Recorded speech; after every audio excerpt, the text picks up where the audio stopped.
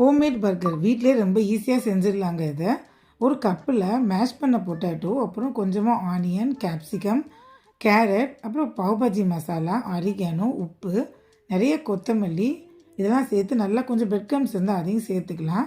நல்லா கட்லெட் மாதிரி கையில் உருட்டை வரும். தண்ணி கொஞ்சம் கூட சேர்க்கக்கூடாது. பிரெட் க்ரம்ஸில் எடுத்துகிட்டு கொஞ்சமாக ஷாலோ ஃப்ரை பண்ணுங்கள். ரொம்ப டீப்பாக ஃப்ரை பண்ணணும்னு கிடையாது கட்லெட்டுக்கு. நம்ம ஃப்ரை பண்ணி எடுத்துக்கலாம்.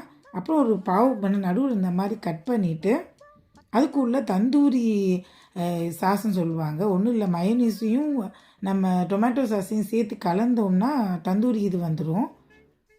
இந்த மாதிரி அதை மேலே போட்டுக்கலாம். அதுக்கப்புறம் நம்ம செஞ்சு வச்சுக்க கட்லெட்டையும் மேலே போட்டு சீஸ் வச்சுட்டு உங்களுக்கு பிடிச்ச குடமிளகா, தக்காளி, வெங்காயம் எதுனாலும் மேலே போட்டுக்கலாம்.